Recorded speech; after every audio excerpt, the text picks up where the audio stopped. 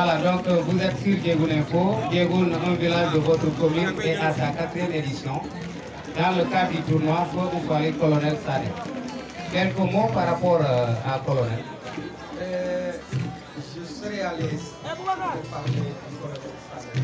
J'ai connu à Thiès, ensuite à Dakar, parce qu'il fut le premier commandant de la brigade de la circulation au Sénégal.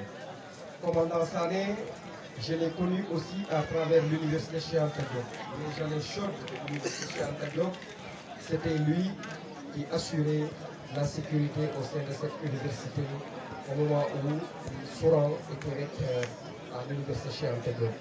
Ce fut un homme du sérail qui a toujours été à la hauteur des tâches auxquelles on lui a confié, que ce soit dans la formation des policiers ou dans le maintien de l'ordre et même dans la brigade de la sécurité au Sénégal. Le colonel Sané fut aussi un vrai Diégounois, authentique. Il parlait Diola Diégounois couramment et il a été imbu des appuis pour les populations de Diegoune. Au lieu de donner de l'argent, il a appris aux jeunes Diégounois à pêcher. Il a aidé effectivement beaucoup de gens à s'insérer au niveau de la police, aussi bien au niveau de l'enseignement. C'est un homme véritablement qui était unidimensionnel, qui a beaucoup œuvré pour aider les populations de Diegoune. Si aujourd'hui, dans beaucoup de foyers de Diegoune, il y a eu des fonctionnaires, 80 à 90% d'entre eux sont l'œuvre du colonel Sané. C'est pourquoi véritablement on est à l'aise de parler de cet homme unidimensionnel qui, même après sa retraite, a voulu continuer à apporter quelque chose à la collectivité en s'inscrivant sur les listes pour devenir conseiller municipal. Ça montre à quel point véritablement il était imbu des choses de la collectivité de Diegoune. Voilà, monsieur le maire, beaucoup de tournois de football sont organisés un peu partout dans le département. Quelle orientation portez-vous à la jeunesse?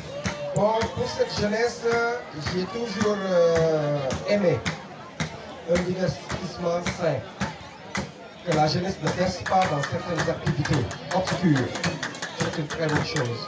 Mais en plus, on pouvait davantage rentabiliser ces activités à travers d'autres activités annexes, comme les reboisements, qui peuvent aujourd'hui apporter énormément parce que n'oublions pas que notre verte Casamance est en train de disparaître progressivement avec les coupes sauvages des feux et autres.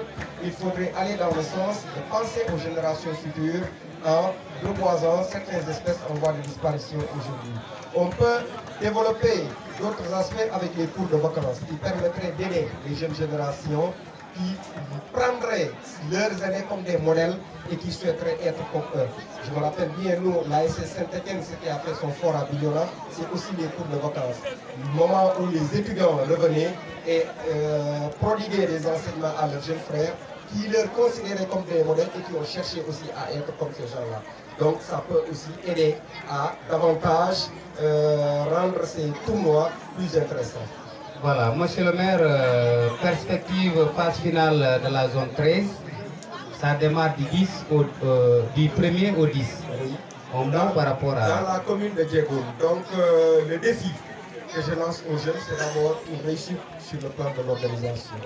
Il faut reconnaître que dans la commune de Diegoune, toutes les phases que nous avons organisées sont des phases qui se sont terminées dans l'apothéose. Donc veillons à ce que cela puisse se poursuivre dans ce cadre-là. Une réussite au plan organisationnel, un bon accueil des délégations qui vont venir et véritablement une largesse des populations pour intégrer tous les étrangers qui vont être parmi nous pendant cette période-là du 1er au 10 octobre. Voilà, monsieur le maire, Diegoune Info vous remercie. Merci. Voilà. Voilà,